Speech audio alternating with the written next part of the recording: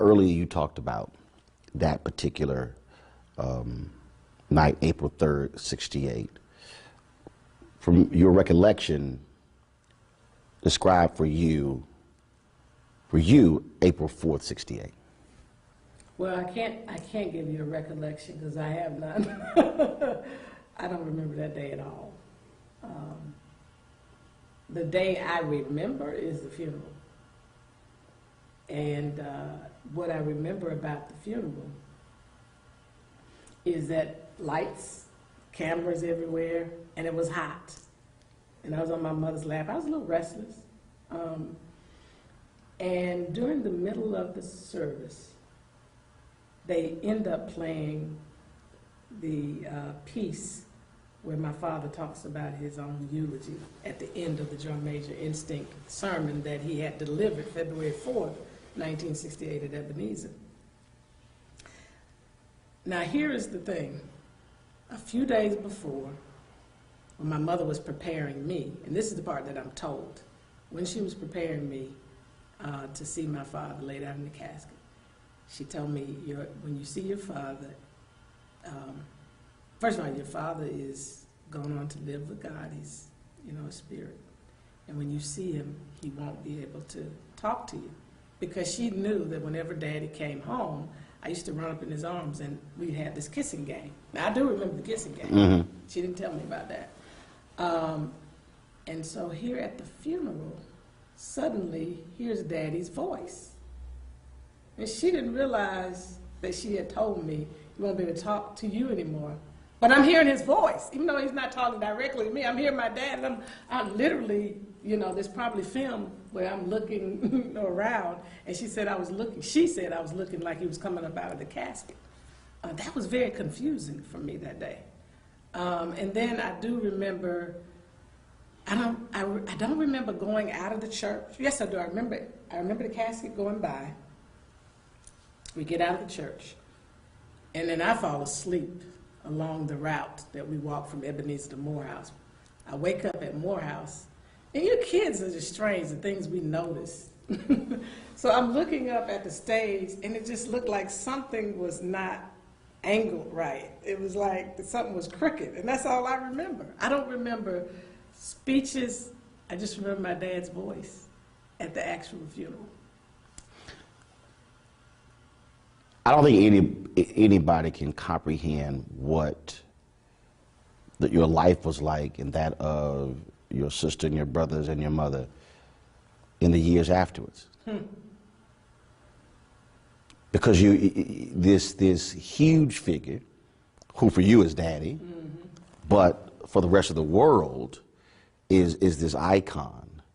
Talk about that, having to go forward and he's not there. Yeah. Well, it was tough for all of us in different ways. For me, it was the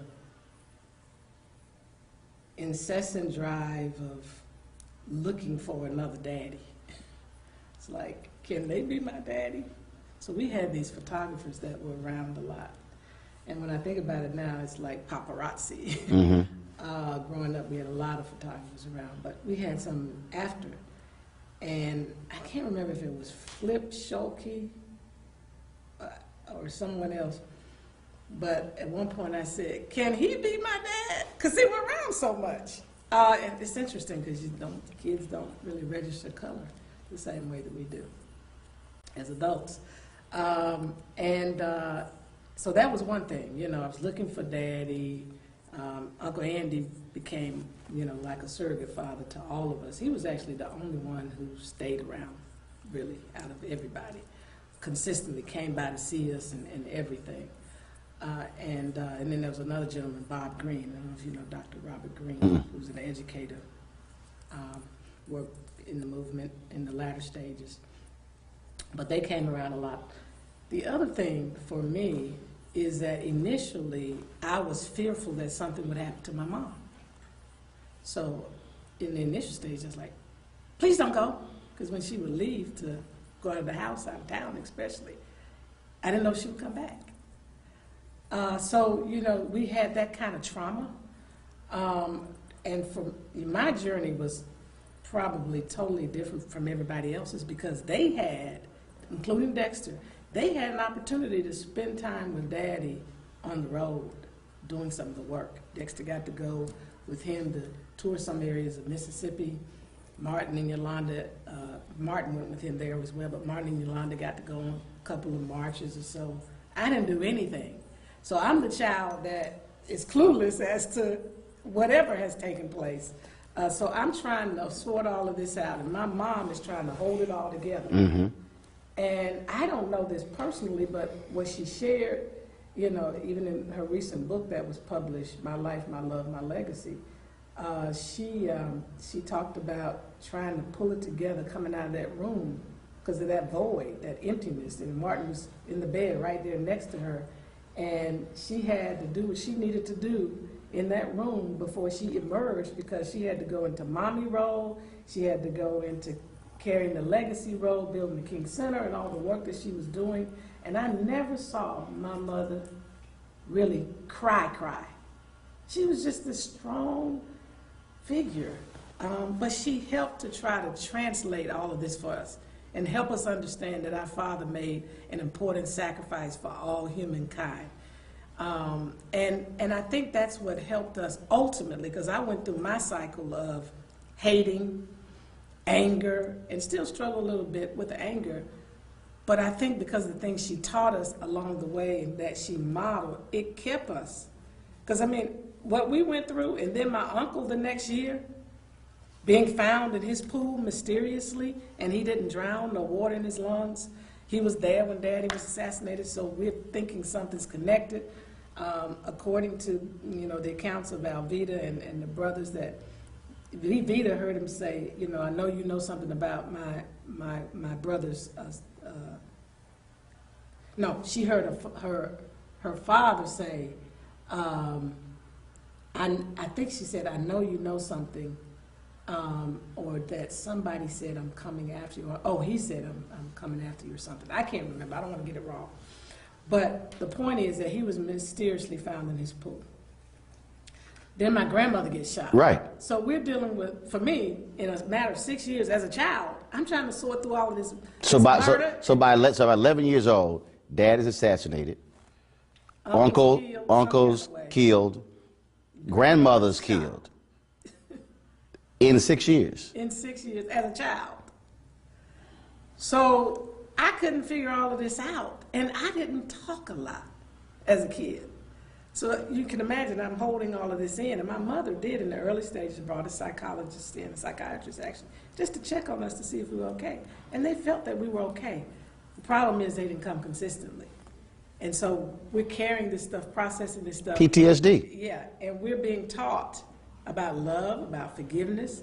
We're being taught by our grandfather, be thankful for what you have left when you gather the family together. So, you know, I've had a lot of processing to do in my adulthood because we just kept moving.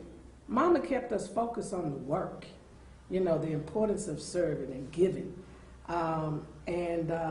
You know, I tell people to this day, you know, not only with anger, but I'm still trying as we approach this 50th anniversary of his assassination. I've had a lot of emotional moments. It's almost like I'm not reliving. It's like, to a certain extent, I'm going through it fresh because I didn't get a chance as a child to really go through it in a way that I could process different stuff. And so for me, one of the biggest things that I've been dealing with throughout various seasons of my life is having to share my parents with the world. I mean, that's just been tough. And going back through the cycle of, wow, I didn't even get a chance to spend that mommy-daughter time. My mother, because it was not just my dad's loss. I lost, because my mom was she worked within the movement, had a critical role, you know, advising him, doing freedom concerts to raise money for the SCLC, was a part of the peace movement herself before he even spoke out against Vietnam War. But she was there for my first 5 years.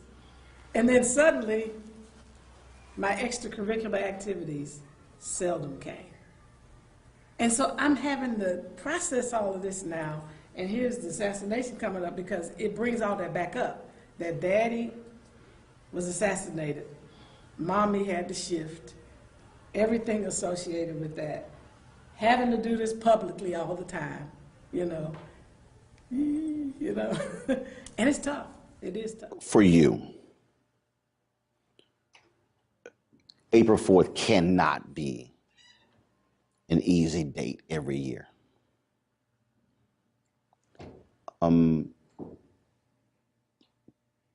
How do you deal with that? Well, let me just tell you what I have. I first have to acknowledge the loss to my mother of her husband and my siblings, our father. That's the very first thing. That was a loss that cannot be replaced. But then I look further and I have to glean and understand that the nation garnered a message and an understanding of a movement. And that is, I mean, for example, you know, if Dad had not been killed, well, probably we wouldn't be dealing with the things we're dealing with, first of all. We'd be at a different place.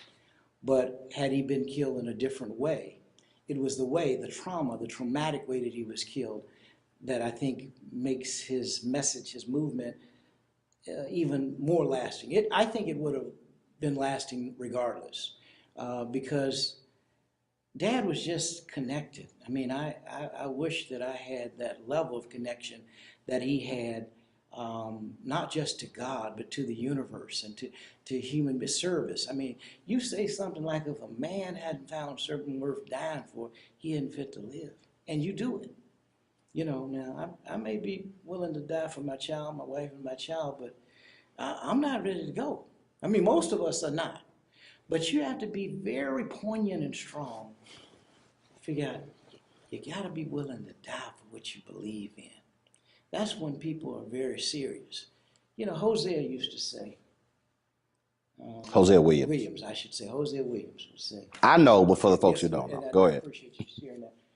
You know, he was looking at a picture, Dad, and Hosea Williams was a complex man. He was a chemist, as you may know. But he was an agitator.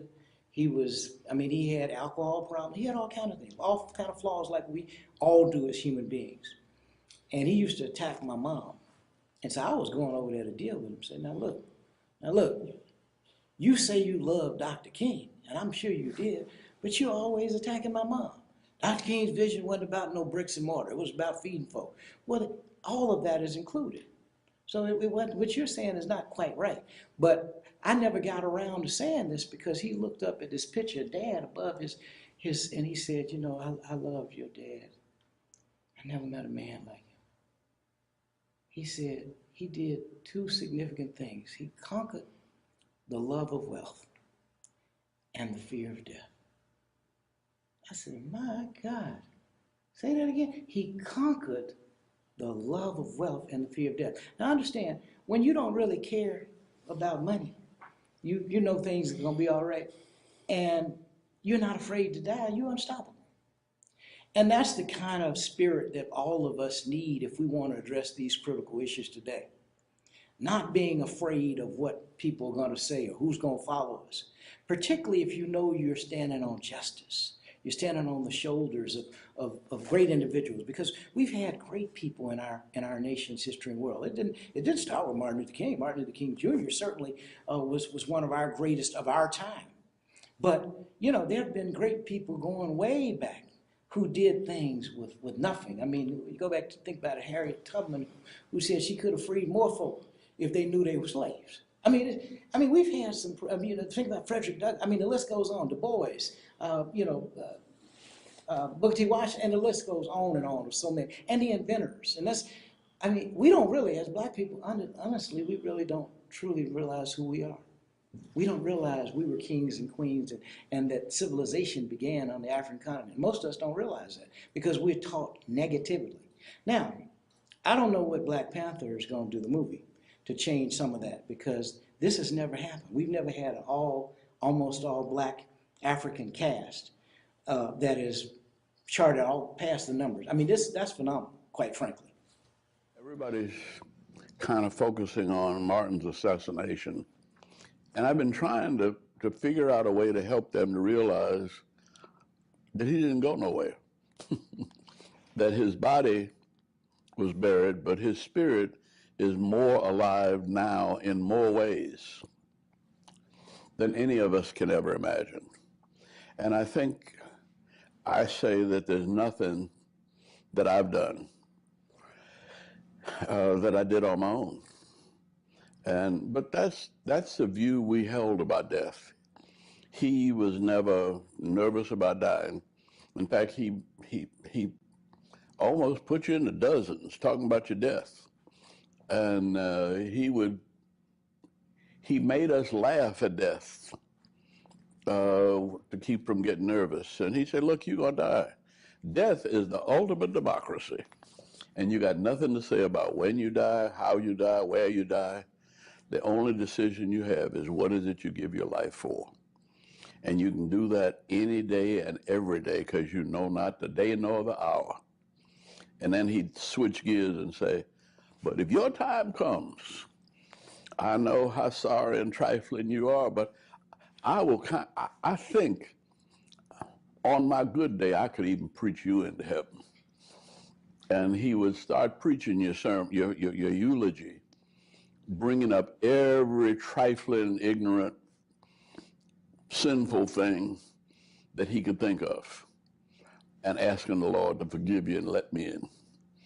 And he made us laugh at death. And I came back to the motel and they'd been eating catfish and, telling lies, and everybody was feeling, this was the happiest I had seen him in years, because his brother was there, all of his friends were there practically. And, preachers know how to have fun when they get together. And preachers have fun like preachers have fun. Can't nobody else imitate that or understand it, because they're signifying with each other in Bible verses and all that kind of stuff. And, they have their own language. And so I stumbled into one of those sessions, and, he said, where have you been? I said, I've been called. You haven't called me all day long. Don't you know I'm the head of this movement? You got to report to me. You think you get... I said, hold on, wait a minute. You talking back to me? I said, look, y'all, what have y'all been doing in here? See? And then he picked up the pillow and he threw the pillow. Well, I threw it back. See? And that was like the beginning of a free-for-all. And everybody grabbed pillows and they all beat me up. See? Well, it was fun. But then somebody Billy Kyles knocks on the door and said, my wife is cooking dinner for y'all. And she's waiting, and she's got it all set up on the table.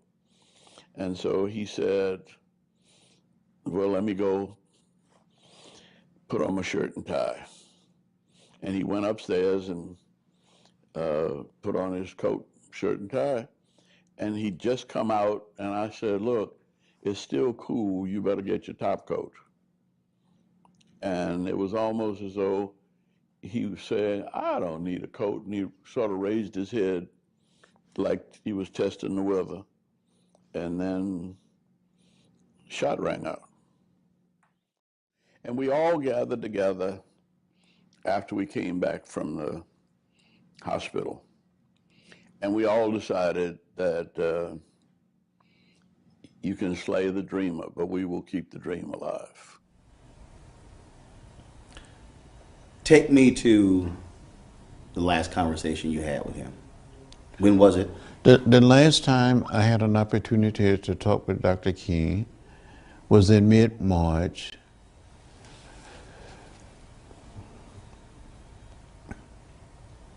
Just before he went to Memphis. It was at Pesca's hotel, a restaurant. He had been meeting with a group of rank and file members of organization working with low income or poor people. They were black, white, Latino, Asian American, and Native American. because he wanted the Poor People's Campaign to look like America. And he kept saying, I will see you in Washington. And he never made it to Washington. The night that he was assassinated, that evening, I was in Indianapolis, Indiana, campaigning with Robert Kennedy, working toward his nomination, the Democratic nomination for president. And when I heard that Dr. King had been shot, I didn't know his condition. When Robert Kennedy came to speak, he said, we have some sad news tonight, that Martin Luther King Jr. had been assassinated in Memphis, Tennessee. So prior to him saying that, you didn't realize it. So when that audience found out, that's when you found out. That's right. When the audience heard the message, I heard it at the same time. And I cried. And I said to myself, will we still have Bobby? So I went back to Atlanta and helped in preparation for the funeral and stayed there for about 2 weeks. I got back in the campaign and went to Portland, Oregon, and with Robert Kennedy. And then I went on to Los Angeles. And I teamed up with Cesar Chavez, and we went to these wealthy neighborhoods and homes of primarily white citizens, urging them to vote for Bobby Kennedy rather than for Humphrey or Eugene McCarthy. Went to churches. We had an unbelievable motorcade through the city, and there was these black athletes like Rayford Johnson and the big guy, Rosa Greer, trying to hold Kennedy in the car. And you saw hundreds and thousands of people, especially in the African American community, in the Latino community, rallying for Bobby. And he invited me to come to his suite that evening, and he joked with me. He said something like, John, you let me down today. More Mexican American turn out to vote than Negroes. And he was just joking. But I truly felt that when Dr. King was assassinated, I said, well, we still have Bobby. In less than 2.5 months, he was gone. And I think something died in America with the death of Dr. King and Bobby Kennedy. When I talked to Jim Lawson, I said, in the aftermath of Dr. King's death, what did you do? He said, we went back to work. He said, we had work to do. He said he did not grieve until July. He said that's when he just broke down. Were you in the same place where there was still work to do? That there was no time to feel sorry and to mourn? Well, we were caught up in the moment. It's you had to continue to work. We had a major national election coming up, so I didn't mourn that much. But every single day I thought about Dr. King. Matter of fact, I went back to Atlanta between the campaigning effort and trying to support others. And my doctor said, you need to rest, and made it possible for me to go to the hospital and just rest for about 2 weeks. And then I got back on the road, supporting local candidates, trying to get people registered, turn people out to vote. Became a delegate to the Democratic Convention. I was a junior bond. We were supporter. Mm-hmm. We were challenging the Lester Maddox delegation of Georgia. And I had a half a vote in the convention. And I voted for Ted Kennedy in honor of Bobby Kennedy. He said, Doc, pow. And somebody said, get low, because it was a hit. and we didn't know what the hit was going to be, spraying bullets. So I was on the ground, and the Rav was in the room. I think Bernard must have been downstairs. Rav, Billy Kyles was about so far, turning to go down the steps, and there's a picture of Andy, Billy Kyles, and someone just for, and they later pointing that way, and that pointing is that the bullet didn't come from that way because he's on the ground. It came from that way. So we tell the police who had their guns drawn, go the way the bullet came from. The bullet came from that way. That's that picture. Mr. Withers, the photographer, he was there, and he scooped a couple of jars of blood, tried to give me one and Ralph one. I couldn't touch that blood. I remember Ralph coming back. My son, my brother been shot. I'm his dearest friend. Ralph, Martin, hold on, we need you. Hold on. But Doc was gone at that point, you know. And so I just got up and wrapped myself off, and I was standing next door, the room next door. I called Mrs. King. She was in the bed. She said, Jess, how you doing? I said, I'm doing this fine. I said, Mrs. King, couldn't quite get my mouth together. I said, I'm reading. I said, Doc been shot, I think, in the shoulder. I knew better. I couldn't say what I had just seen. They want to check up in that way. I said, but you should go and see him if you can. She said, I'll be there momentarily. She got up out the bed. And apparently, for 7, 8 minutes, someone called, the press, and said he was dead. Man, bedlam broke out. I mean, the fires around the country. But what excited me the most was, I think it was Reverend Joe Lyre that said, we can't let one bullet kill a movement. We went through all the trauma of his death. I remember being in the room with Harry Belafonte and Sidney Poitier and Robert Kennedy, talking about what Dr. King meant to us. And doggone, we were in Washington, and Robert Kennedy got I was at home, and my mom woke me up and told me. And I remember her crying, and when I seen her cry, I started crying. I mean, it just hurt me so bad, and it hurt my household and so bad. It's just, and I remember seeing the clip, everybody pointing at the vacant building, and man, I seen his brother, and it was just like, man, all this blood. It just devastated me. I'll never forget it. It hurt me so bad to my heart, and I felt so bad for the family, Coretta Scott King, those kids. It devastated me a lot. Yeah, it did. When he returned from Mason Temple, did you have any conversations with the folks who were with him about that unbelievable, powerful speech? Were there any conversations that night when he got back? Because when we reflect on it now, you're missing something.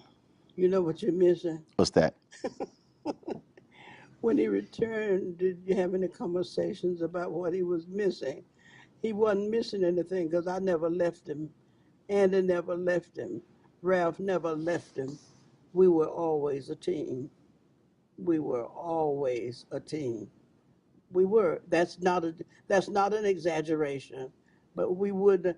I don't know what it was, but we wouldn't have left him. I'm gonna cry. The last conversation you had with him. All right. Last conversation. You write it in your book. Yeah. That it was the next day. I was walking down the street with somebody's balcony with a big plate of fried chicken. And you wrote in your book that it was April 4th. I don't remember days like whatever the day was. I'm gonna walk you through. It was April 4th, and you had a meeting in Atlanta, and you had a meeting with Dolores Harmon, and you said, I got to get back to Atlanta. And Dr. King said, no, we need to talk about plans to training in Memphis. And you said, I got to get to Atlanta. He kept telling you, you can get a later plane. And you said, I got to get back to Atlanta. And you said the last words to you were, get a later plane. And you left Memphis that afternoon.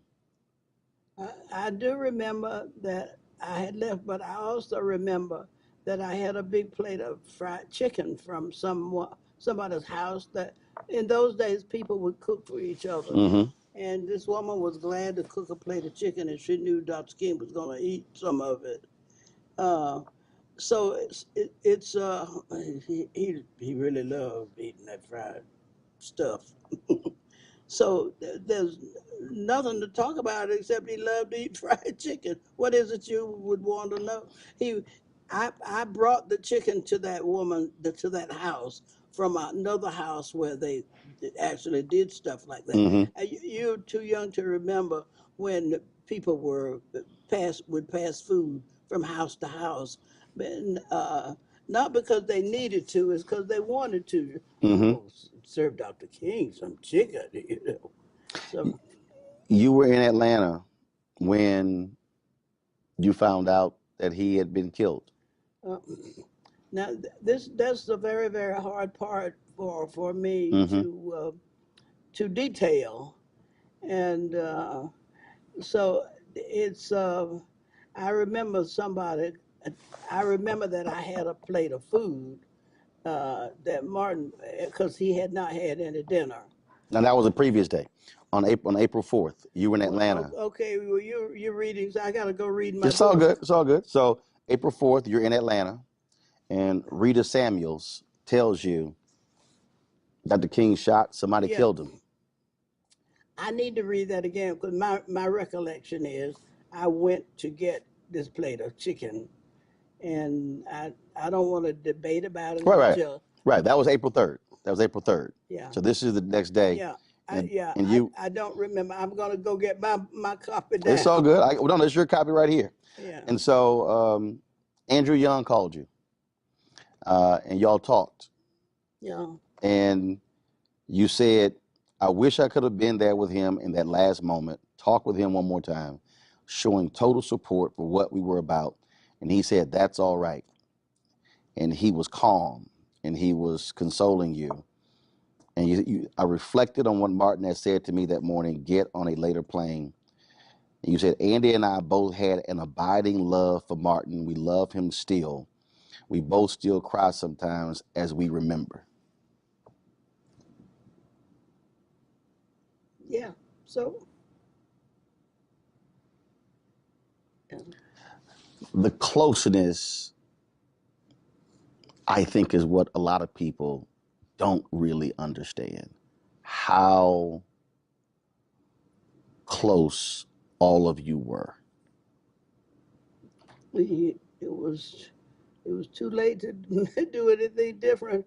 We were close. We were like I don't know what it is when maybe in the, I don't know, military or somewhere where people get connected and they stay connected. That's not a good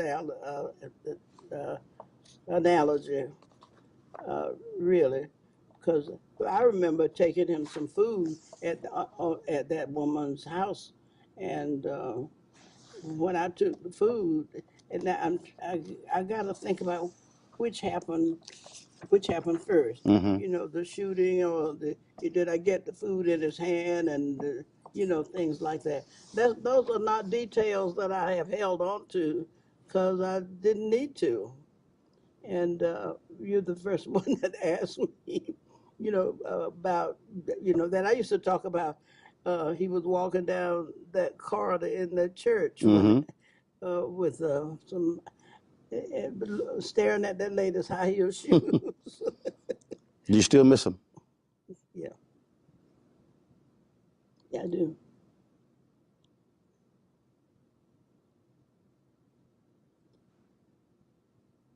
Probably always will.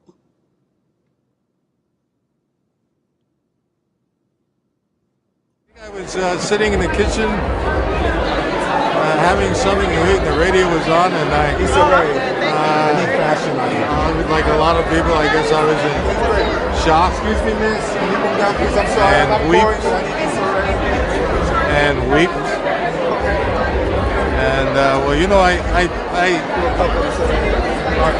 played Martin Luther King on the stage on Broadway, and so I got a chance to meet the family, spend time with a lot of the family.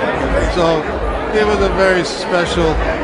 Well, it was obviously a devastating moment for all of us. Martin King always talked about the fact that he would be shot down in the streets of the nation in the midst of this campaign. He started talking to us about that actually with the assassination of John F. Kennedy in November '63. Were it not for a promise you made to your wife, you probably would have been on that balcony. Well, who knows? Yeah. But y'all were meeting, y'all, all those different. Well, as a family, we try to eat dinner together each night. So. And you told me, you said, yeah, I'll be home by 6. That's right. We agreed 6 o'clock dinner, and so I was on my way home. I was in the kitchen with Dorothy when we heard the news over a television set that Dr. King had been shot. At 6:01. Now I just left him, not too long before that. I was stunned when you said we immediately went back to work, that you did not really grieve until July. You said it was the work. That's right. Yes, that's right. Well, in the midst, like these terrible times in which we live, doing creative work on behalf of truth and justice, on behalf of people, on behalf of the wonder of life, on behalf of dissolving sexism and racism, doing work is one of the best ways for us to grieve. So I recognize that as a pastor, as a religious person. So yes, 9 o'clock Friday morning we marched, and I worked through the night to be sure that we were going to be there. I think I remember being shocked and stunned. You know, of course, you know, the passing and the death of someone in the public space was not something that a 9-year-old considers. But I remember being affected by it, of it having an effect, of feeling a sadness, of feeling a loss, even at that age, that it was something, you know, it was something huge and looming and dark and sad. I think that was the beginning of, you know, what loss looks like. You dropped him off at the airport, and he gets out. As you think back, have you, I'm sure you have you just went back and just played every part of that? What he had on, what he said, last look, all of those things. Because that was the last time you saw him alive. Yeah. But let me tell you what happened. The day before I was at their home, Mrs. King was convalescing from recent illness, and she was there. Mother-in-law, well, Martin's mother was there, Martin and I. After dinner, we were playing the piano. He's a great singer, and I played the piano. He said, I bet you didn't know I could sing. I said, well, I heard you could. No, I didn't know you could. He said, well, I know you can play. So sat down at the piano. You majored in music in college? Yeah, yeah. So we had such fun. We were singing and, just having a great time. When we separated, the evening ended, I went home and told him I'd pick him up the next morning, whatever time established. But Mama King called me that night about 11:30, and she said, you know, I know you're taking Emil to the airport tomorrow, but tell him something for me. Said, just like that fun we had today, I'd like to have more days like that. I know I'm the mother and I have to understand he's busy, but you see to it and tell him I want him to plan more fun time for family hour. Will you do that for me? I said, of course. Well, I told him, I said, now your mother called me, and I told her she wants more of your time, and we're going to see that you do that. Well, guess what? About 3 or 4 o'clock Atlanta time, because Memphis was an hour behind us, he called her, talked to her about an hour and a half. She said it never happened before. Could you take your mother for granted? he knew she was going to be there. She was supportive of her. The son loved him dearly. But he didn't bother to call her. But when I saw her that first time that night, because I went over to check on them, she said, listen, when this pain subsides a little bit, I'm going to tell you how much I appreciate what you did. Because he told me you told him what I said. And that prompted him to call. And they had a big laugh about, you know, here's the call. And he knew, I think, because he called his brother. He'd never done that before. Called him on the phone, I understand, talked a good time with him. He did a lot of odd things. I talked to him, and he said to me, why does my room number sound so familiar to you? I mean, to me, he said. And I said, I don't know, because I don't know what room you're in, because, you know, we had switched hotels. And he said, it's 306. And I said, well, that's my house number. And I said, you've been here enough, so I guess you make it the relationship. And I said, oh, that all of these things were odd things that happened that day. April 4th. Uh-huh. It was early in the day that he called me. And then it called his mother, called his brother, and Andy said they were playing pillow talk, pillow throwing, whatever. After he came back from court, yeah, came in and they had played, a pillow fight. Yeah. And so he did a lot of things that day that were unusual, I understand. I wasn't there, I was here. But he did a lot of unusual things, a lot of unusual things. Oh, I tell you something else that was most unusual. Coretta's favorite gift is red roses. And every birthday, her birthday's in April. April 27th is her birthday. Now he left on, was March, I guess, when he left Atlanta. Mm-hmm. He bought her some artificial flowers and left them in the library of the house. And he told her to go get the flowers. And no, he told the housekeeper to tell him, when he leaves, go get those flowers out of the library.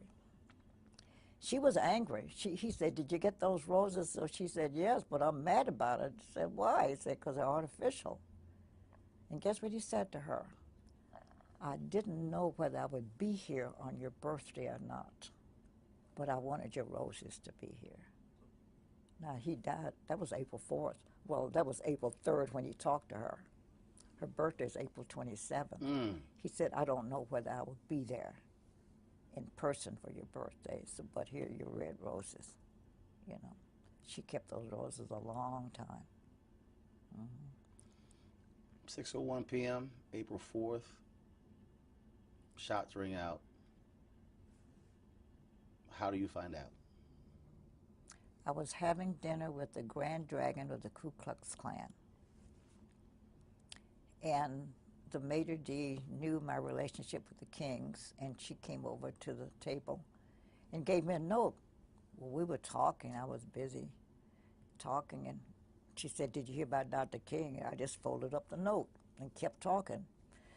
She thought that was odd. She came back a second time. She said, I hate to interrupt your meal. She said, but I just heard on the radio he'd been shot. Well, that didn't bother me either because I'd been in his presence before when it was reported. We were in Los Angeles once. They reported that he had been shot. And we were in there getting ready for a nice, comfortable evening and a meal. Well, not just he and I, but, you know, several of us were. Again, we had a big laugh about it. That they said, I think the guy had 8 sticks of dynamite and said, I think I got him, you know.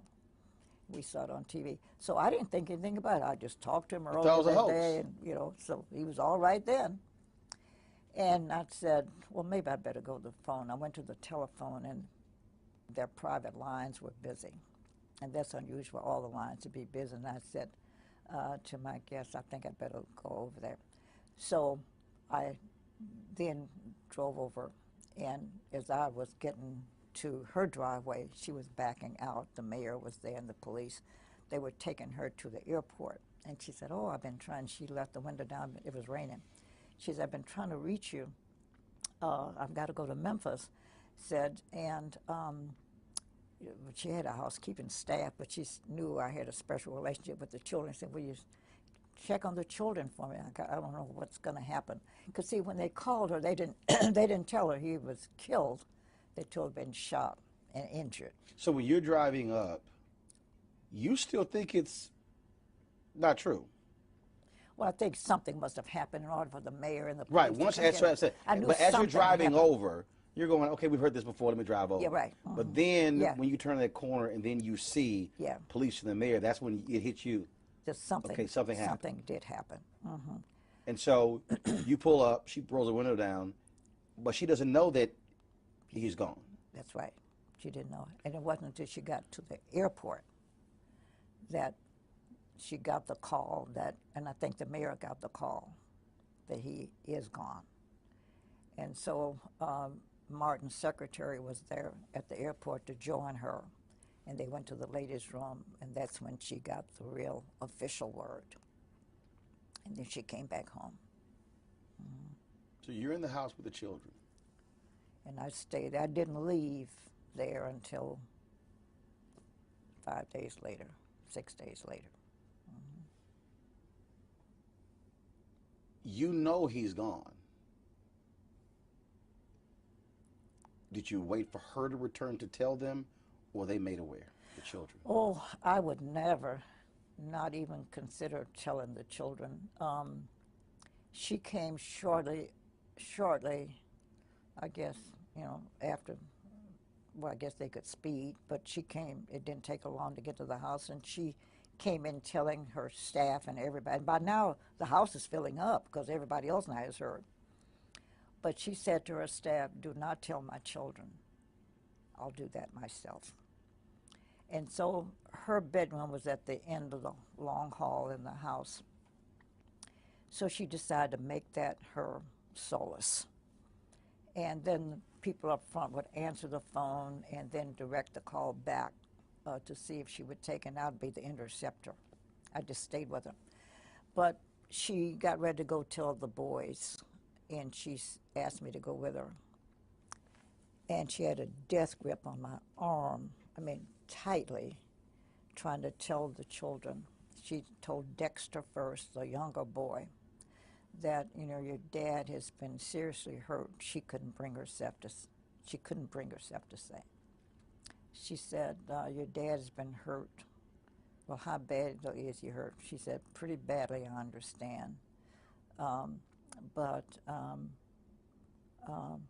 we'll talk about it later, but, he's not coming home. And I've got a lot of things to do. And he said, well, if he's hurt bad, and he jumped out of his bed. He said, if he's hurt badly, why are you still here?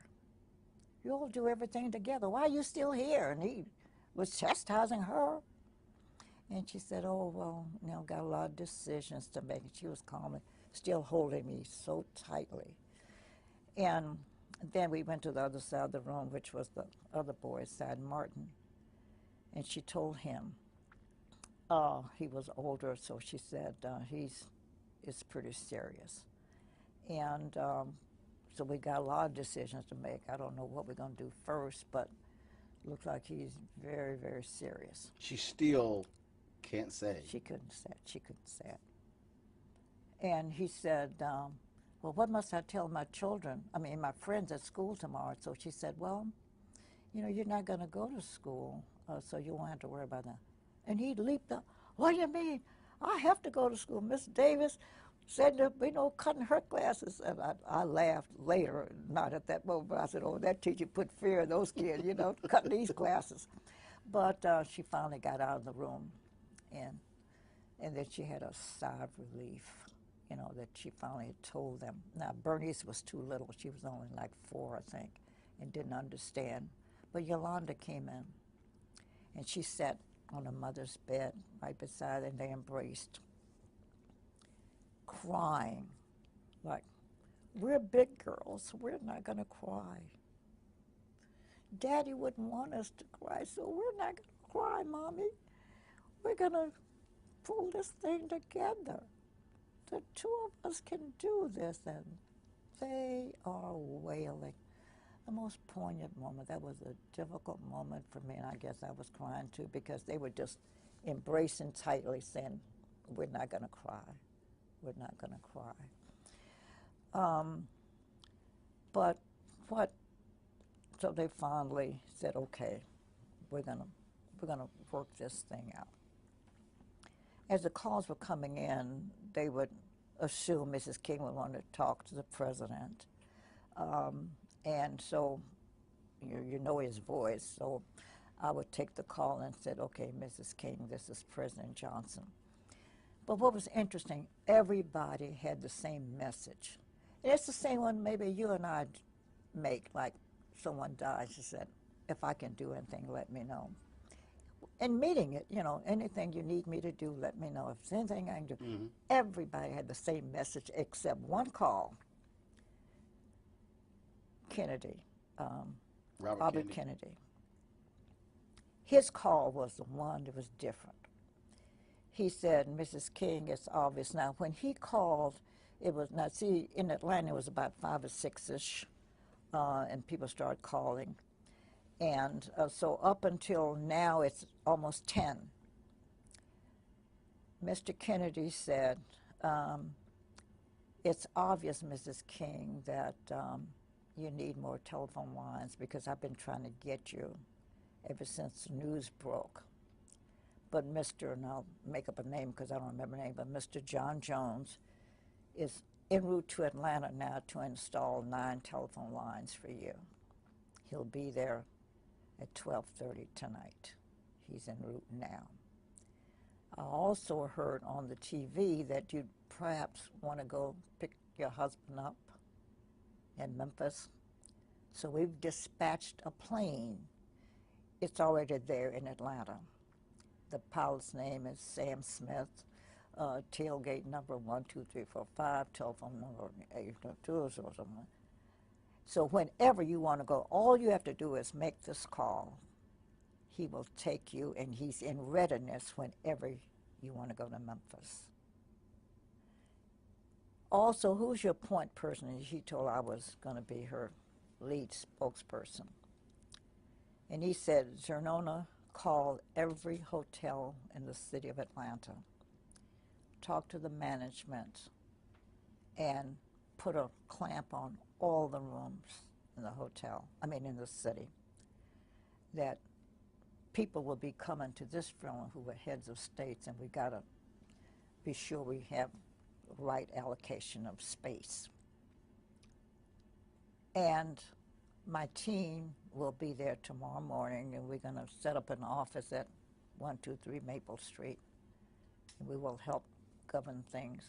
He just jump, lay everything out. And we followed his rules. Because he had been through it. Mm-hmm.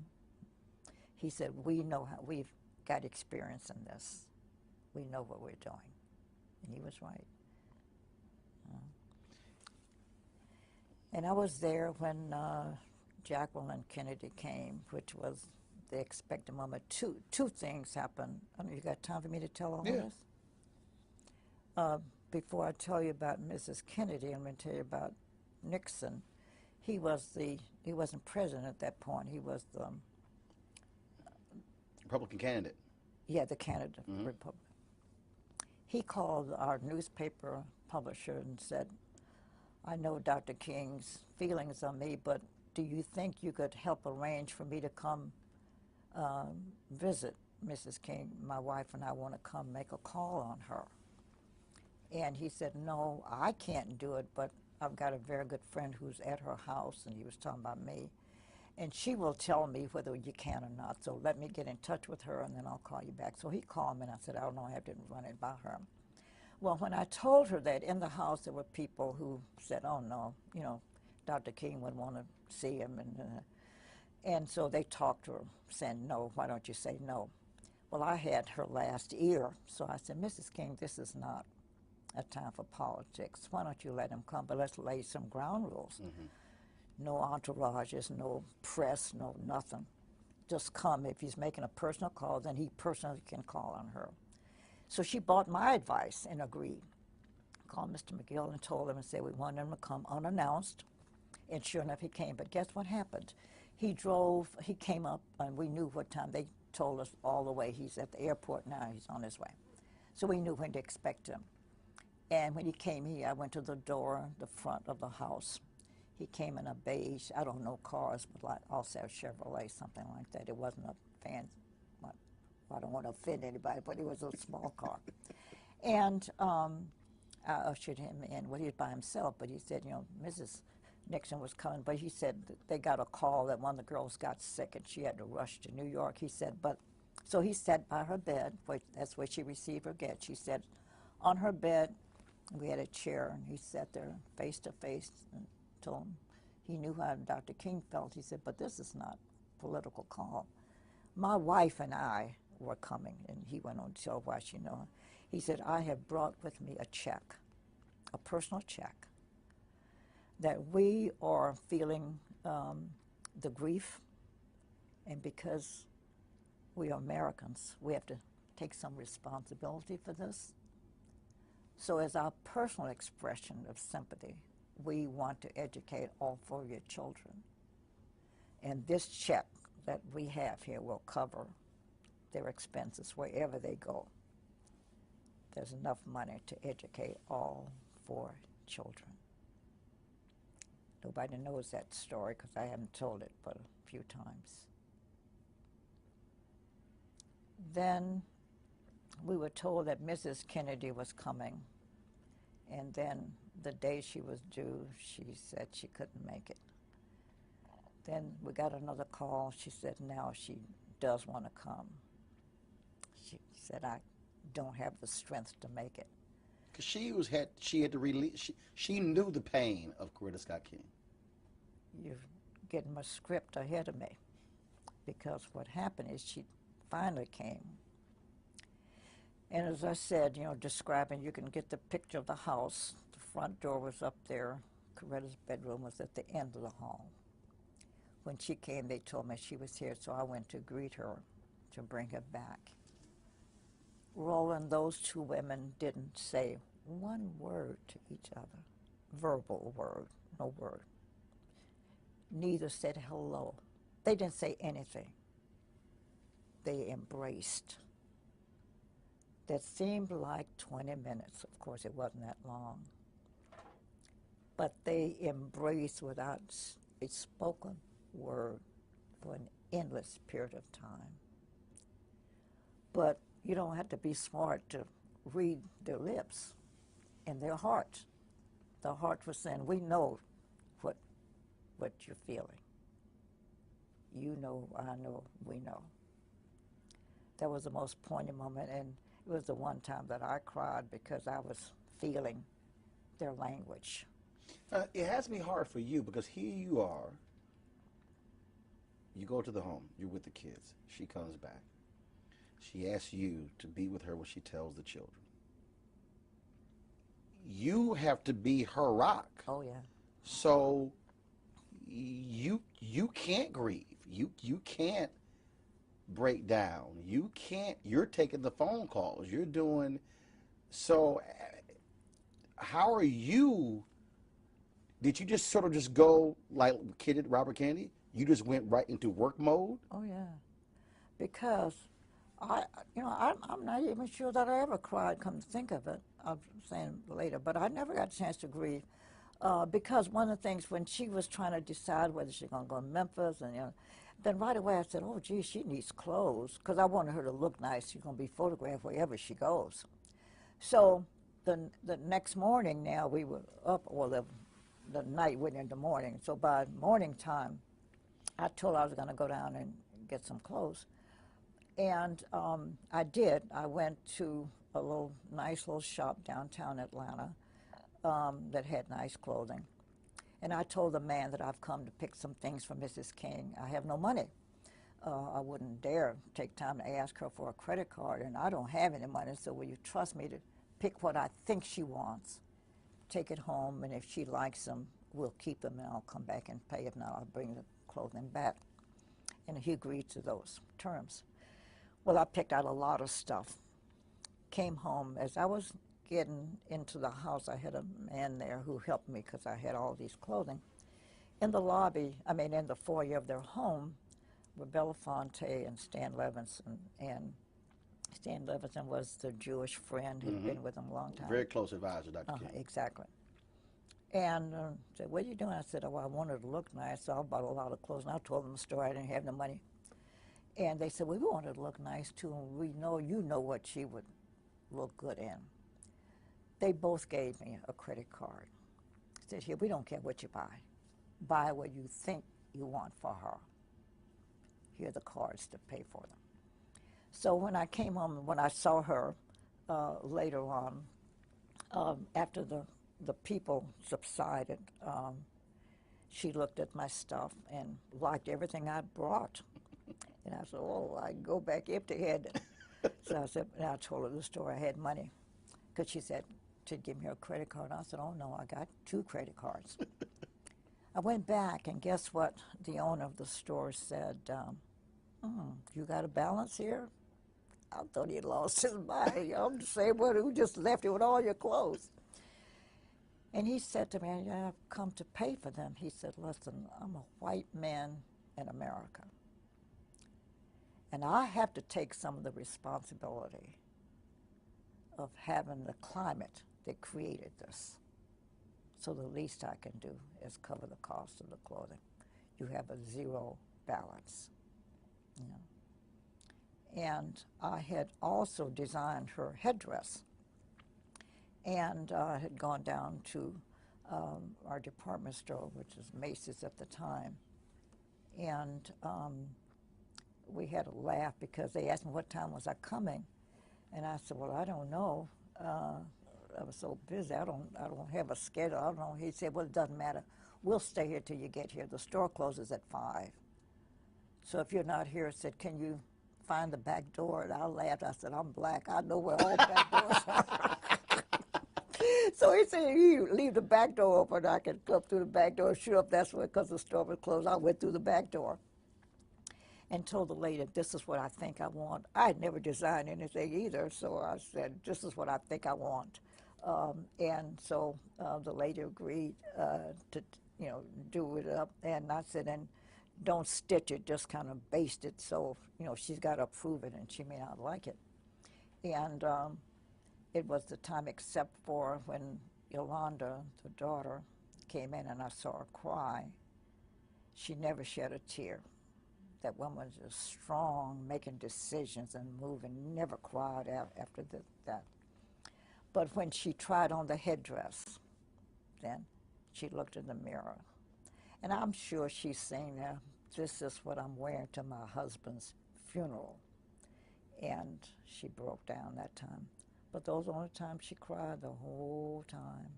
In that whole long week, it was a week-long. That was the week that was, I'll just call it that. As they say, rose in a fisted glove. Mm-hmm.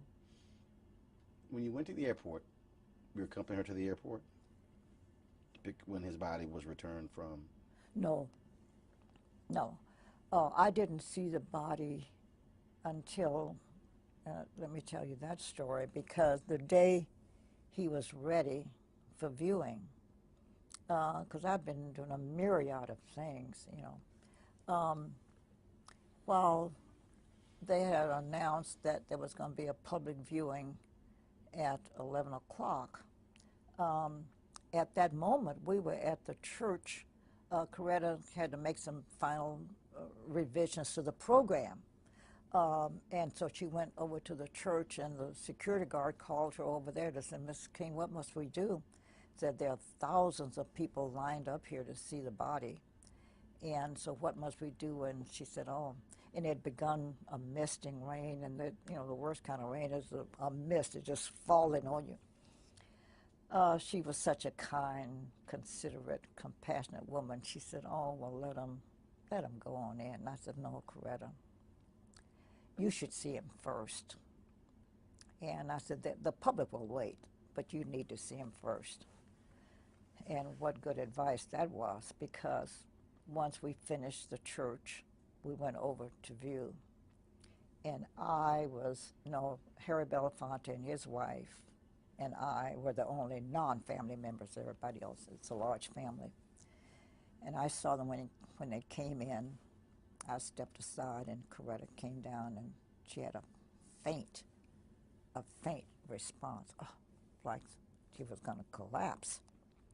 When I walked up to the bier, he looked awful. It looked as if someone had gone and just dug up a big glob of clay and slapped it upside his face.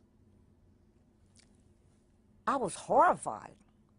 So I stepped over quietly to the mortician and said, "Sir, is there anything you can do to the side of his face?" He crashly said, "Miss," his jaw was blown off, "that's the best I could do."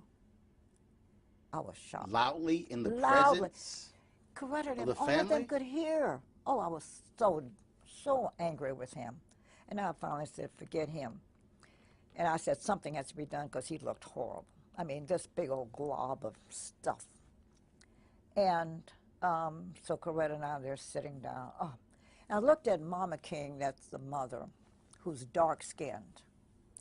And then I saw Belafonte's wife, who was white. And back in those years, women always carried loose powder. And I was hoping that they had some. And I said, "Mama King, you got any powder?" She said, "Oh, yeah." She gave me her powder, which was dark. "Julie, do you have some?" And she said yes. Hers was white.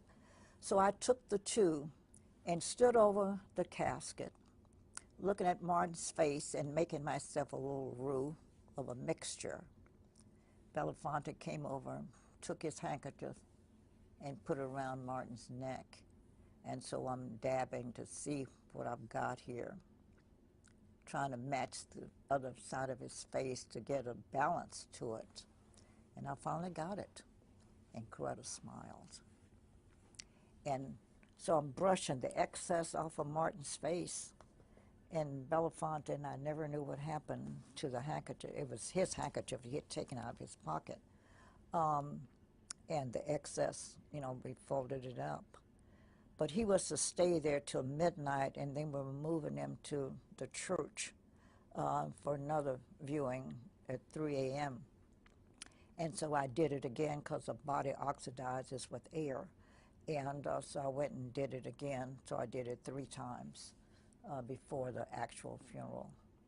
Martin Luther King, I believe at least a year before he was assassinated, began to understand that he had gone so far that it would be almost impossible for him to escape danger, if not death. And so he began to talk about it.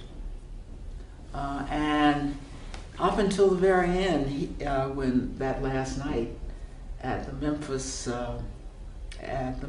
meeting of garbage workers, when he said he was ready. That's the way Christians like that think about life. They want to be ready when the time comes. And I think he was preparing himself.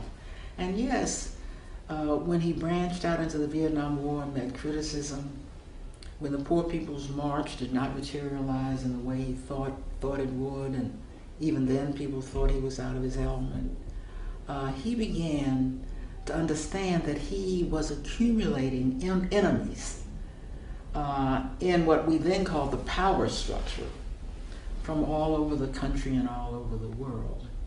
And here's why I believe that Martin Luther King probably died at peace, because he had prepared himself for death. Describe for you April 4th, 1968. Where were you? What were you doing that day? I'll never forget that day.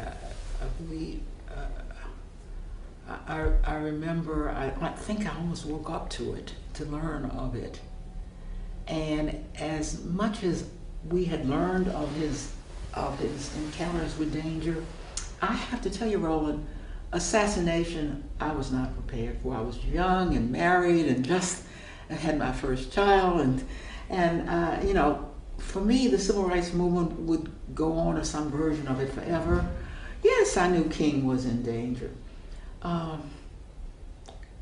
And yes, Malcolm X had been assassinated. Mm-hmm. What I did not understand is that I was in the decade of assassinations, where when people disagreed with you, they would kill you. Kennedy, Malcolm X, MLK, JFK, Medgar Evers. Think about it.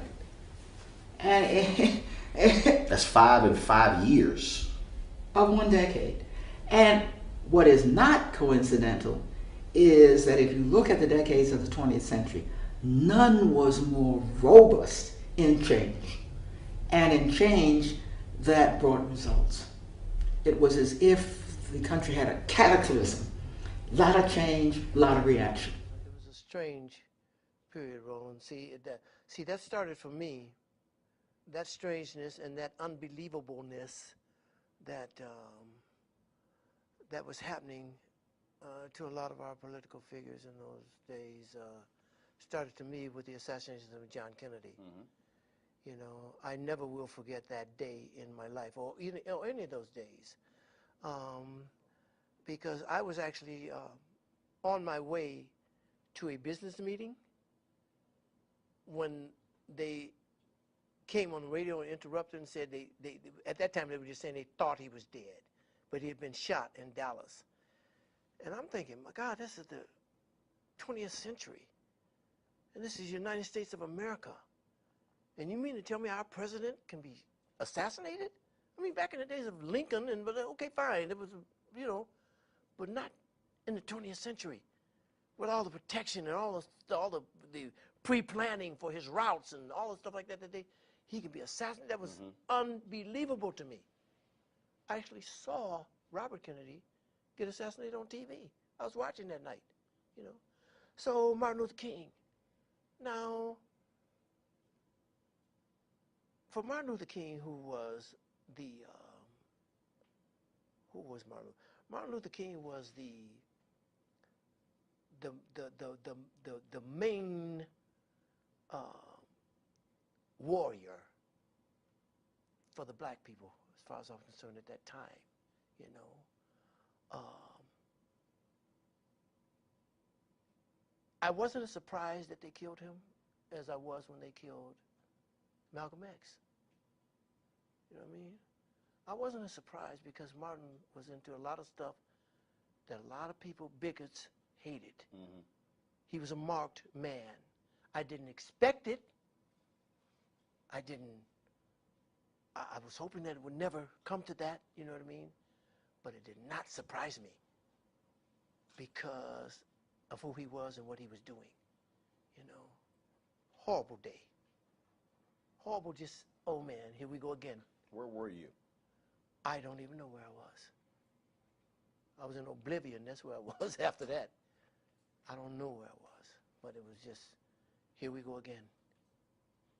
When is this going, what's safe? Who's safe? You know what I mean? Weird day. April 4th. What were you doing that day? What was the day like? Oh yeah, every day was a day of mobilization. We would meet with the men to the degree if there was any progress. We'd report on what that was. If there were any unusual things happening, fill them in on that. If there are any questions they had or decisions they need to make, to try and get that done. But everybody was mobilizing for the march. But you also had a court hearing that day, if I'm correct. Yeah, that was a series of injunctions. But SCLC took responsibility for dealing with the injunctions. Andrew Young and James Orange and some of the other fellows and their lawyers took responsibility for the court because the court had enjoined the march. It had not enjoined the mobilization and community action work that we were doing. So that day goes along. Go throughout the day, get to the evening. Where are you? I'm at the headquarters building of what was called then the minimum salary building of the AME Church, which is a building next door to where our mobilizing headquarters were, which was Cleveland Temple. In the evening, I lose track of the time, but the word came over the radio that Dr. King had been shot on the balcony at the Lorraine Motel. And among all the unbelievable things that you just refuse to accept, this was one of them. So you hear this on the radio. So a co-staffer and myself, we were like 5 minutes from the Lorraine Motel. We jump in the car and we come around here. By the time we get here, police were already here, keeping people out as opposed to keeping people in. And this whole evening was just one that we had difficulty believing. Dr. King, as prominent a leader as he was, to be shot on the balcony made no sense to us at all. It was not like he was a stranger in town. He should have, and perhaps did have, as much security as you could have. But the evening ended with not only with the shooting, but with him being taken to the hospital. Our responsibility then was to make sure that nobody else was injured. I mean, the city obviously was just outraged, and our job was to make sure that the people, got home all right, didn't confront the police or anybody else with any activities that would cause there to be more harm. And then to reconvene a meeting of all the partners in this thing to talk about where do we go from here. You get word that he's died. Where are you, and how do you react? Well, you know, personally, it was an incredible level of sadness. It was not like you had a leader who preached violence. You had probably one of the most committed men to nonviolence, yet to be killed through a violent act. We were a little, we had to think through what this all meant. How and what do we do with the men the next day? How do we handle the notification across the country as to what was taking place in Memphis, and at least whatever advice we were going to give to other folks, how they should react. And clearly, the country was beginning to go up in smoke. You know, the anger that was across their major urban areas was just incredible. I interviewed Reverend Jim Lawson, and he said the next day he went to work. He said, we literally did not have time to stop. And he said it wasn't until either July or August that the grief hit him. He said, but literally, he was completely in work mode. Well, I think that's typical of everybody, and certainly Jim, who was such a major part of this. We had 1,300 men, 1,300 families.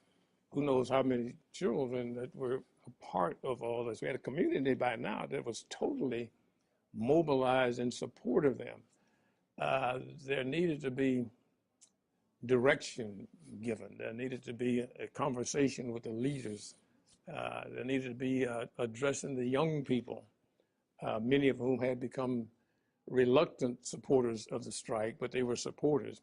We had to at least make sure that no one gave reason for added violence against any community members. And to try as best as we could to prepare for what ultimately became a major march on behalf of Dr. King himself. And we were getting deluged with calls from all over the country of people who really want to know, is it real, is it true, is it, et cetera. I distinctly remember a call from Bayard Rustin, who was on a radio show in Westchester County someplace, where people were equally upset. And I think Bayard mentioned on the radio, if you want to do something to help people in Memphis, send $1. And the outpouring of concern and support, in a day or so, we felt down here where there was duffel bags, army duffel bags filled with dollar bills that people were so impacted by this. But as Jim said, we didn't have time to stop. We almost went from his death mode to mobilizing for this major march that we got committed to. I believe we had 40 or 45,000 people show up for that march. We had to deal with what was going to take place in Atlanta. And to their credit, the men, while they regretted and was suddenly upset by Dr. King's assassination, they remained committed to their goal. And they organized themselves. They made their own decisions about how they would respond on a city basis. I can remember we were real concerned about whether or not we wanted to take the marches back downtown. A minister here in town whose name may be lost in all the history, Reverend Henry Starks, who took just personal responsibility for organizing and mobilizing the march to dramatize to the business community and certainly to the city leadership that these men were committed to this. And I think we wanted to take a day off, but the men asked us, aren't we going back downtown? Aren't we going to march today? And for those of us who were staff, you know, we had to really not only pick ourselves up, but to try and understand that, you know, this was a tragedy that happened in the course of a major movement, and understand that Dr. King was certainly aware of the risk, but he was also committed to the...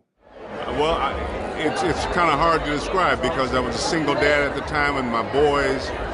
To me, it was just such a loss of, I don't want to say hope because that's not quite it, but the possibilities that could happen. I'd just done the Martin Luther King story with Paul Winfield and Cicely Tyson a few years before, and it was just devastating. I was in Detroit and trying to sit my kids down and say this doesn't change the possibilities is just very hard. It's just very devastating. And it was the whole town, I remember, was just, I don't know, it was like the wind that was just taken out of everything. What should folks, we're going to commemorate it, but what should folks do April 5th this year? Because folks, we have these events and people remember things on those lines, but what should be the call to action? Well, I think the real call for action, as far as I'm concerned, is stepping toward the things that we want. As I know we keep fighting for the things that we're opposed to, and we have to be aware, and I don't take any of that away. But I think now it's about being an example and reaching out to each other, which is why tonight is so important, to be a part of the community, to be embraced by our own community. So I really hope that we will remember to include each other, because we have a way sometimes of getting a little exclusive, and I don't think that's what King was about or his legacy was about, but we really need to include each other. We get really caught up in a lot of diversity. That's a wonderful thing, but for us, I think we need to embrace our brothers and sisters. I had finished shaving and was standing on the balcony, and there was some staff down on the ground. And Ralph was putting aftershave, Aramis aftershave on, when he heard what he said sounded like a firecracker. And then he looked down and saw the soles of Martin's shoes. And he ran outside. And the staff was up crying and all carrying on. And he said, "Stop acting like sissies. Call the ambulance. Call the ambulance. You don't have time to cry. Call the ambulance." And he called the ambulance, and when they got there, the ambulance came. And they got in, Ralph got in, and took Martin on to the hospital. And Ralph said to Martin, he grabbed his head, he said, "Ralph, Martin, this is Ralph, this is Ralph, this is Ralph." And he grabbed him up and held him. And he said, Martin whispered to him, "Please, Ralph, take my people forward." And Ralph said, "Oh, Martin, oh, Martin, oh, Martin." And he never said another word. He was gone. Oh, wow, when they said that Martin had been shot, Coretta called me and said, "Juanita, we always kept a bag packed." because we never knew when we were going to have to move instantaneously. So she said, Martin has been shot, and we need to go to Memphis. I said, okay, I'll meet you at the airport. And as we turned into the airport, they announced Martin Luther King just died.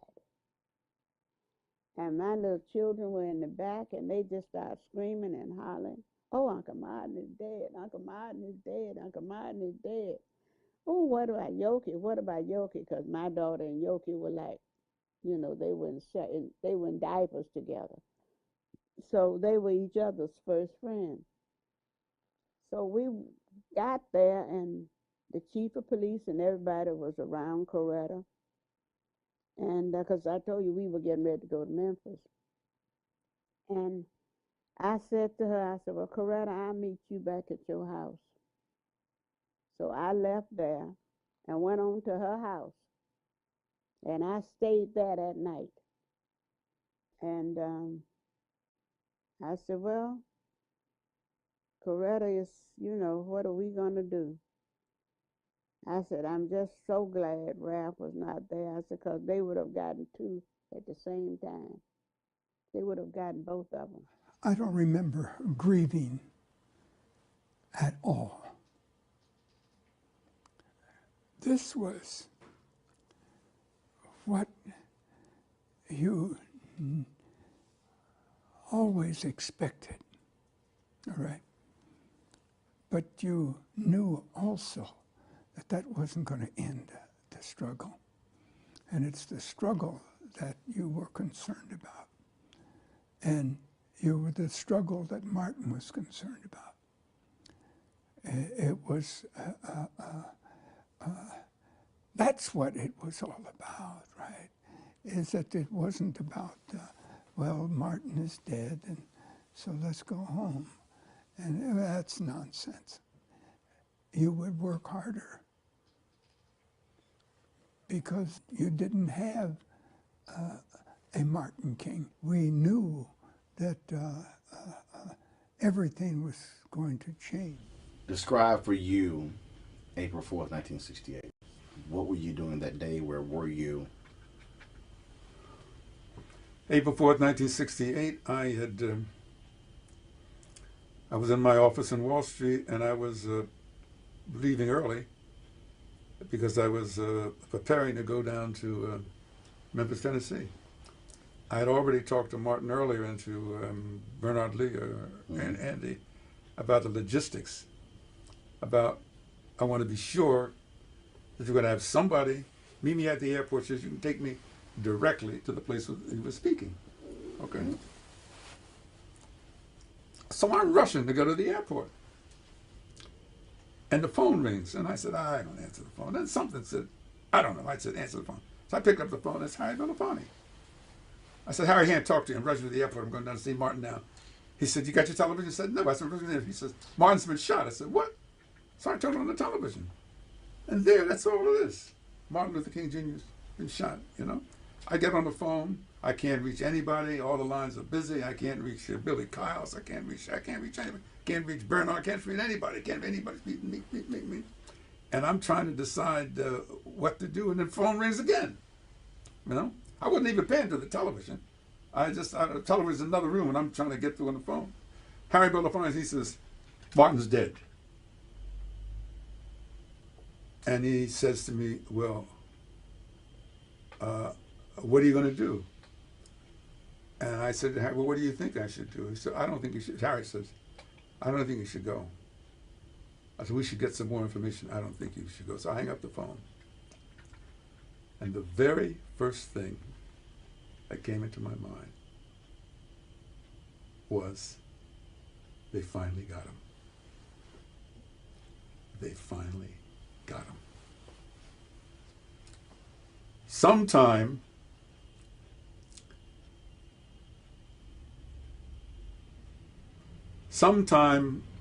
our book ended. Sometime between April 4th, 1967 and April 4th, 1968, I had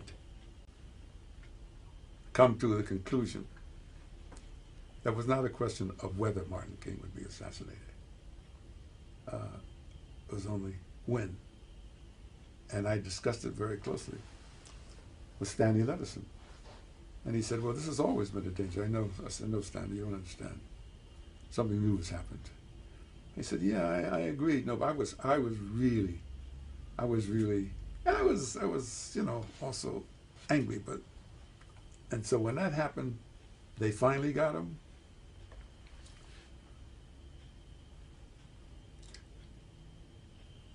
Within that same thought, Roland, you know, your family, I can tell you.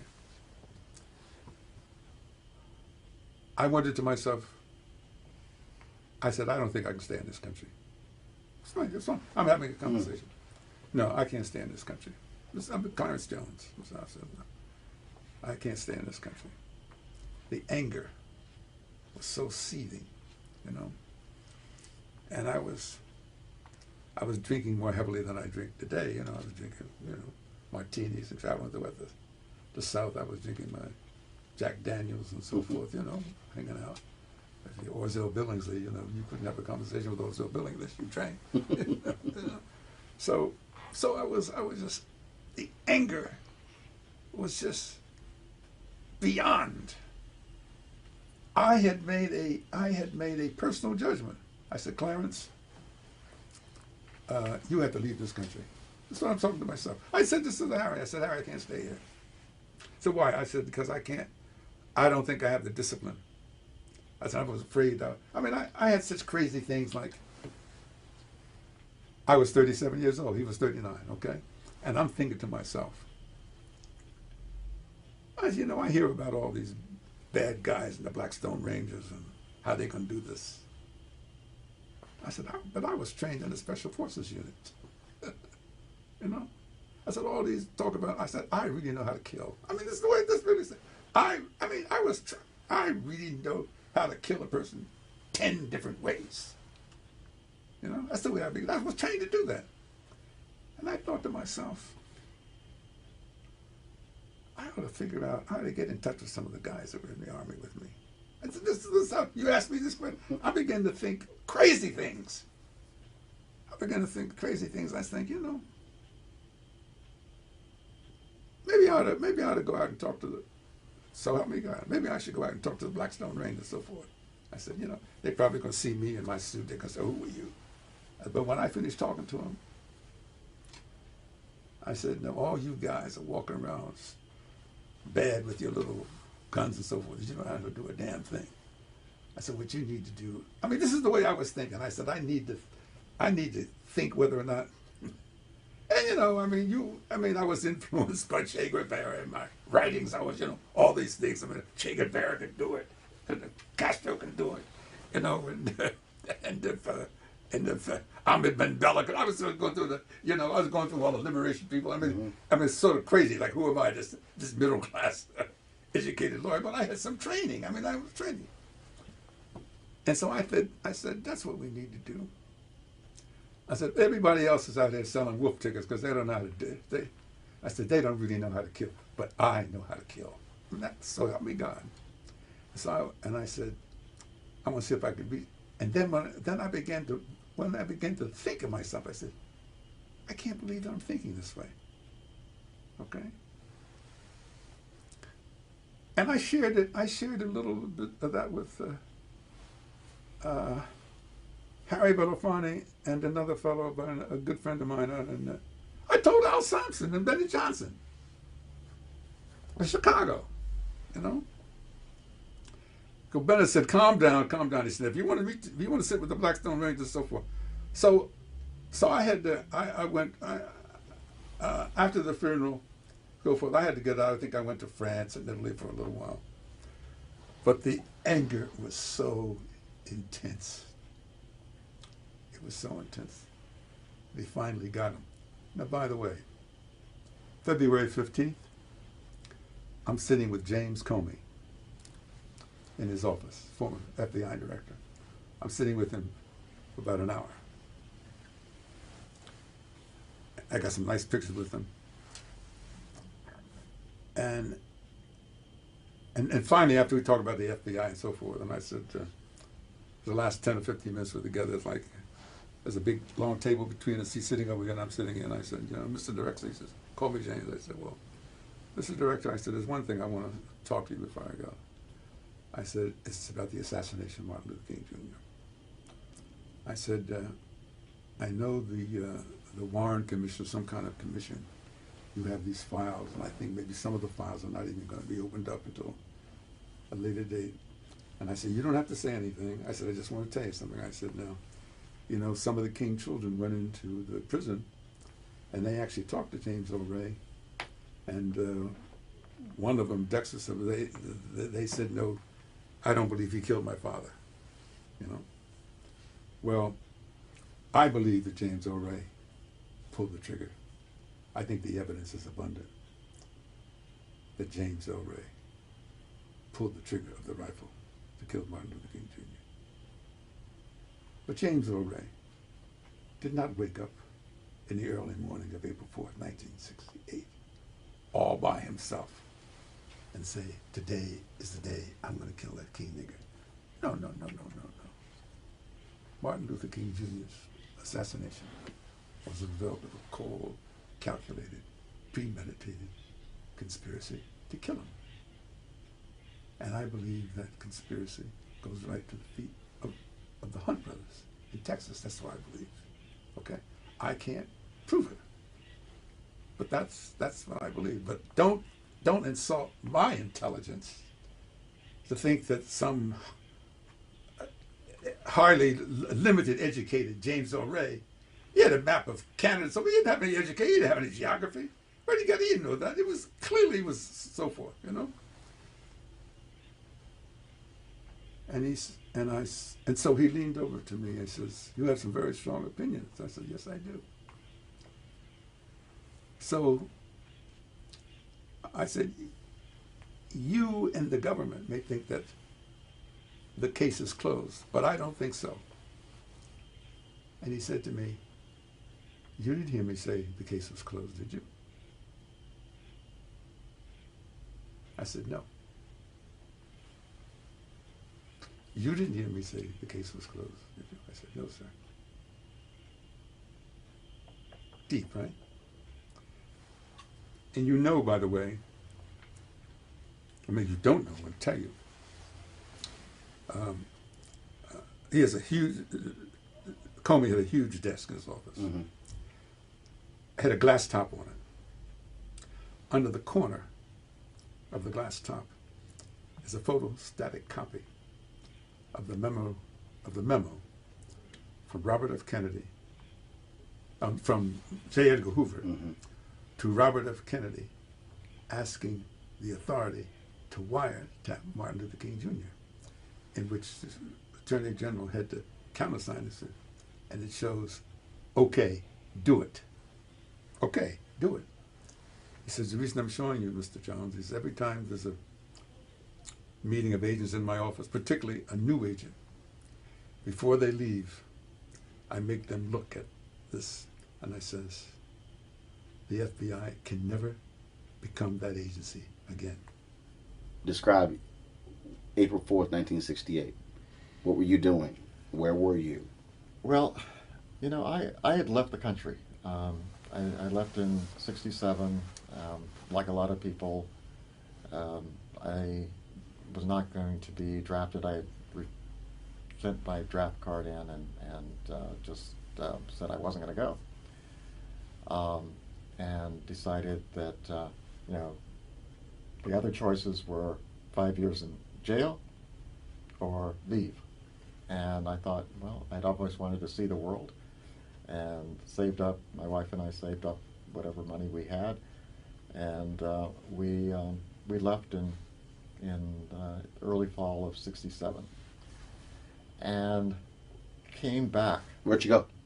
I just ran around Europe, went to North Africa for a little bit, and just any place that, actually we started in Northern Europe, it got cold, we started moving toward the southern part.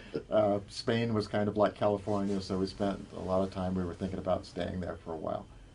But she got sick, mm-hmm. and we had to come back. and that was in late March of 1968. And got to my parents' house, and turned out that she was diabetic, didn't know it, and was just losing lots of weight. I think she's under 100 pounds, and put her in the hospital. And your parents' house where? In Los Alamos, New Mexico. Okay.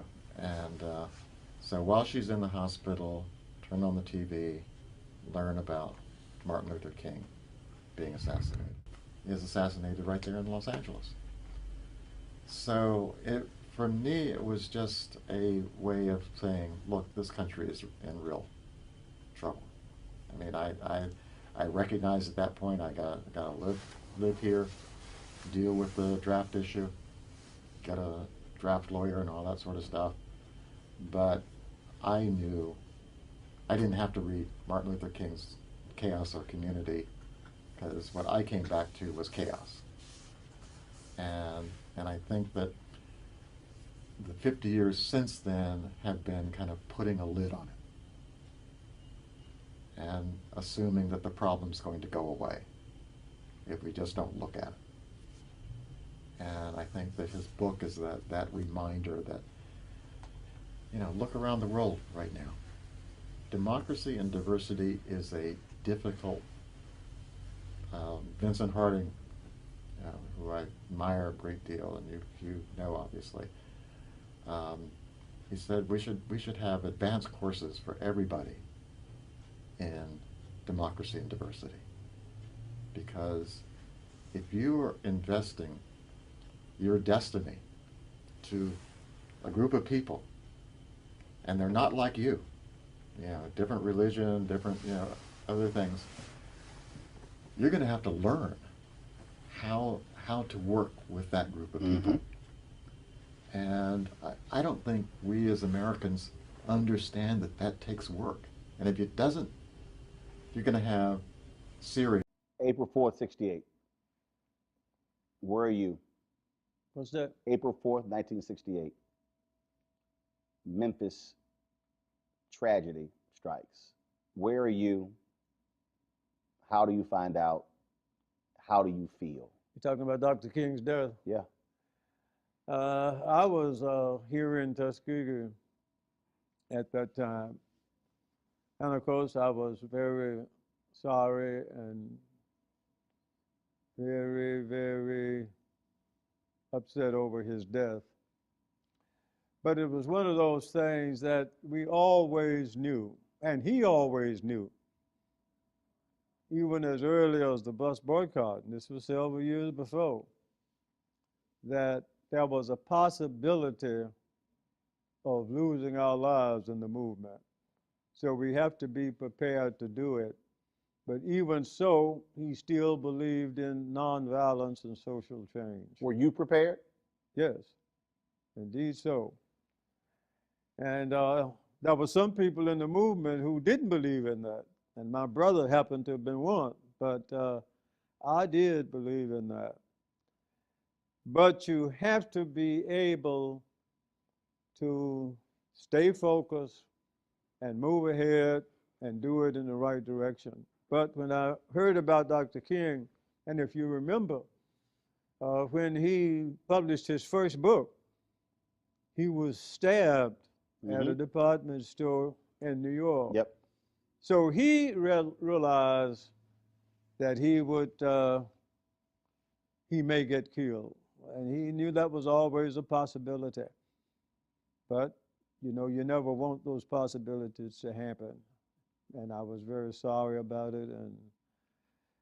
But we couldn't stop. He wouldn't want us to stop. And we didn't stop. And we continue.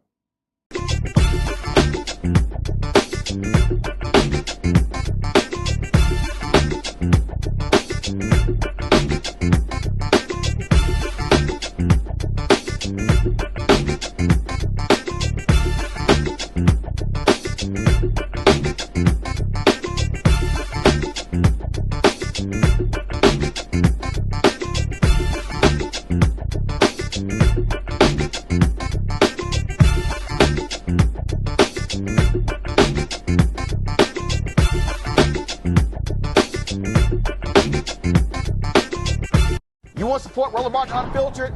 Be sure to join our Bring the Funk fan club. Every dollar that you give to us supports our daily digital show. There's only one daily digital show out here that keeps it black and keep it real as Roland Martin Unfiltered. Support the Roland Martin Unfiltered daily digital show by going to RolandMartinUnfiltered.com. Our goal is to get 20,000 of our fans contributing $50 each for the whole year. You can make this possible. RolandMartinUnfiltered.com.